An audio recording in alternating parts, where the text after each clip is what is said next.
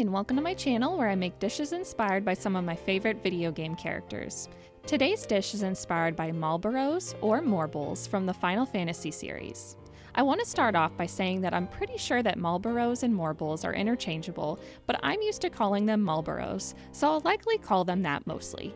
Anyways, there are so many iconic monsters and creature characters from the Final Fantasy series, and Malboros are definitely up there for me as one of the few that come to mind first.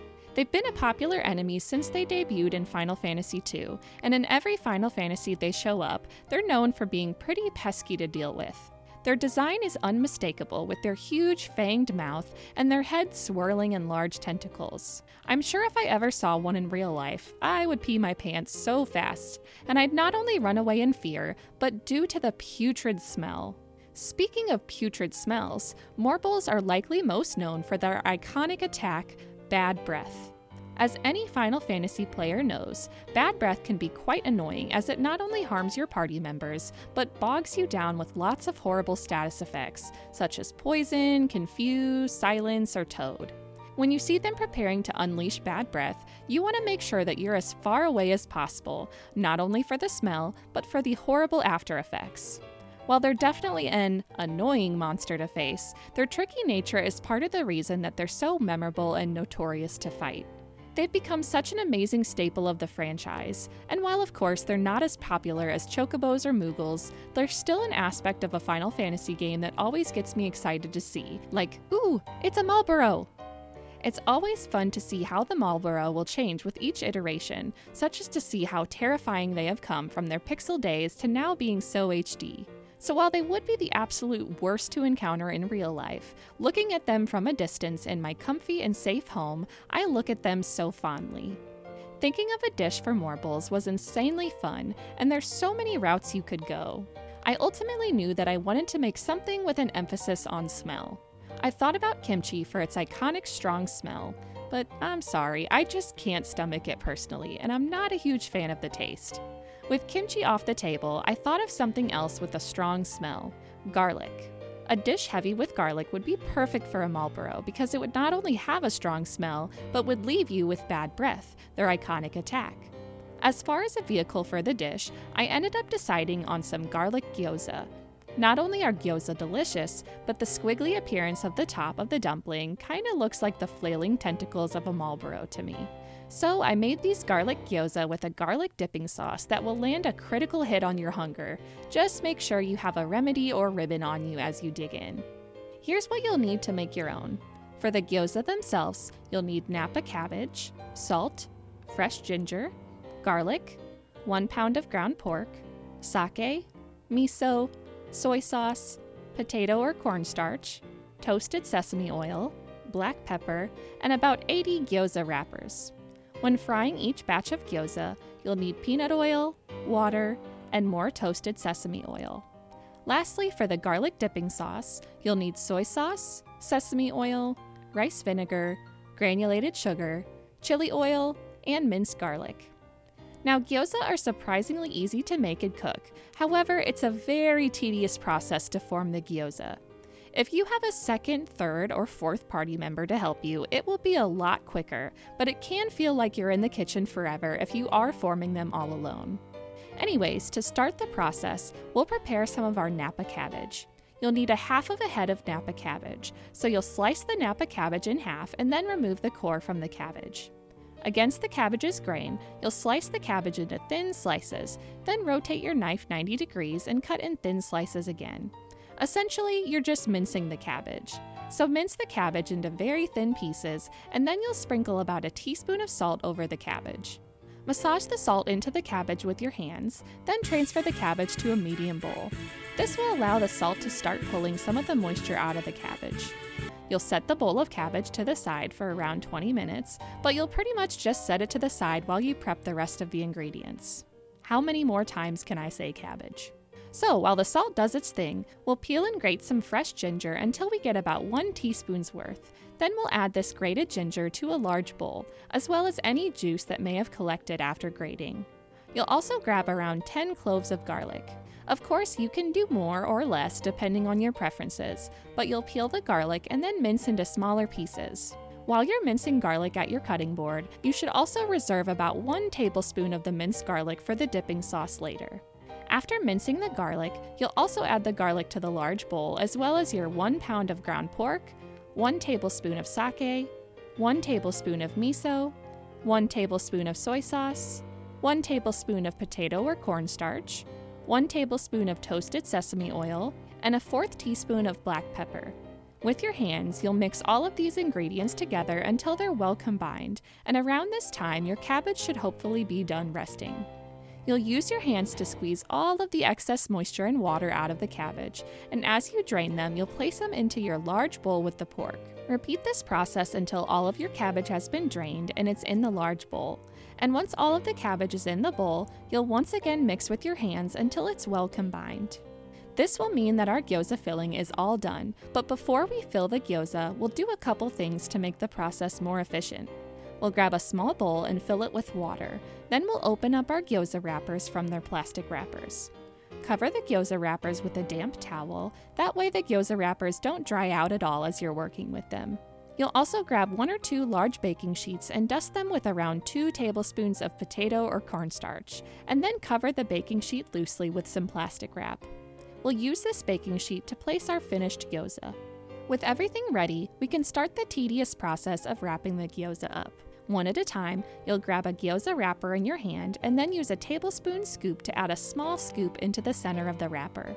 With the wrappers I had, I found it was the most efficient to use a little less than a tablespoon, because if it was overstuffed, my gyozas did not want to cooperate.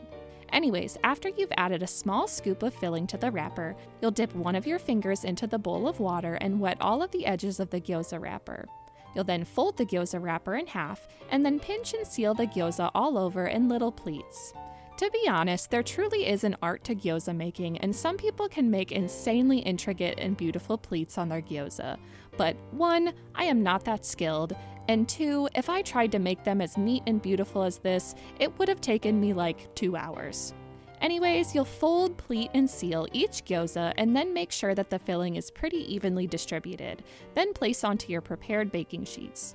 You'll place the gyoza underneath the plastic wrap as you go, and then you'll repeat and repeat and repeat. And at some points, it might feel like you're not even making a dent in your filling, but you'll continue until you're out of wrappers or out of filling, or both. This will make around 80 to 90 gyoza. Now, you don't need to make them all at once if you don't want to, and honestly, you could also half this recipe if you'd like.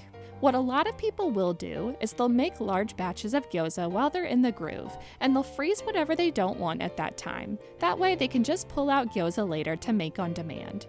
Before you cook the gyoza, if you are personally wanting to store any of the gyoza, you'll freeze them on a baking sheet in a single layer without touching until they're solid. Then you'll transfer all of the gyoza to an airtight container for later use. When you are ready to start cooking, you'll start heating a large nonstick frying pan on medium heat. Once the pan's surface is nice and hot, you'll add in about 1 tablespoon of peanut oil, and once the oil is warm, you'll add the gyoza into the pan in a single layer. Just like this, you'll allow the gyoza to cook for around 3 minutes without stirring or flipping until the bottoms turn a nice golden brown. Also, I started with 1 pan, but I ended up using a second pan to make the process even faster. The frying and steaming of the gyoza is honestly pretty simple and hands-off, so it's really not tricky at all to do 2 batches at once on the stove. So after the gyoza have cooked for 3 minutes, you'll then add in a 1/4 cup of water to the bottom of the pan and then cover the pan and cook for another 3 minutes. You don't need to flip the gyoza at all, and adding the water and lid will start steaming and cooking the inside of the gyoza. Pro tip, if you're like me and you don't have any lids for your large skillets, you can always just place a baking sheet on top to act as a lid. So the gyoza will be steamed for 3 minutes, and then you can remove the lid. Make sure that the gyoza are softer on the edges, and most of the water has evaporated from the pan. Then once you see this, you can add around 1 teaspoon of toasted sesame oil to the rims of the pan to toast and beautifully color the gyozas. Once the oil is in place, you'll cook for another 2 to 3 minutes until the bottoms are wonderfully browned and crisp, and then you can transfer the finished gyoza to a plate to cool. From here, you'll repeat this process with every batch of your gyoza. Again, the process is honestly so easy from here, which is nice after all the work it took to form the gyoza. Pretty much in 3-minute increments, you'll toast, steam, then fry some more, and then remove. As soon as you finish cooking all of your gyoza, there's only one simple step left, and that's to combine all of the dipping sauce ingredients. Grab a small bowl and then add in 3 tablespoons of soy sauce, 1 tablespoon of sesame oil, 3 tablespoons of rice vinegar, 2 teaspoons of granulated sugar, 1 teaspoon of chili oil, and your reserved about 1 tablespoon of minced garlic from earlier. You can, of course, adjust any of these amounts in the dipping sauce. I will say I used 1 tablespoon of chili oil and I thought it was quite a bit spicy, so I lowered the amount to 1 teaspoon on the recipe card. If you hate spice, you can completely omit the chili oil, or if you have great spice tolerance and want it to be a bit spicier, feel free to use 1 tablespoon of the chili oil or even more. Once all ingredients are in the bowl, you'll just quickly mix until the sauce is combined, and then you can spoon some of the sauce into individual bowls for dipping. At this point, you're all ready to dig in. As I've already mentioned, a lot of work goes into making these gyoza, but it's definitely worth the effort and it makes you feel so cool to make and eat. They look so beautiful with their golden fried mark on one side, and the textures are all really fun to enjoy. One side of the gyoza is soft and tender, and the other side is caramelized and crunchy, and on the inside is a mix of more soft and crunch that is full of umami goodness. On its own, it's so lovely, but the dipping sauce makes each bite a little more exciting. The sauce has such a nice salty flavor to elevate each gyoza, and a hint of spice in each dip keeps you on your toes as you enjoy. Morbols are insanely big, at least in most Final Fantasy games, so they definitely couldn't delicately enjoy these gyoza. They could easily inhale like 100 of these in one gulp. They'd inhale and barely need to crunch and chew on these gyoza, and then they'd slurp up a large tongueful of the dipping sauce. It would fill the Malboros with plenty of energy to fight all kinds of warriors of light that would come their way, and just when the party would think they'd have the upper hand, the Malboro would finish digesting the gyoza. The big, scary morbol would feel a rumble in their tummy and throat, and boy, they'd feel gassy. They'd finally use all of the essence of this dish to belch onto their attackers, and they'd quickly learn why you should never mess with a Malboro. The recipe card is in the video description if you'd like a more quick and concise version to give it a try. Like if you want a bite, subscribe for more geeky treats, and comment what foods Malboros remind you of. Thanks for following along.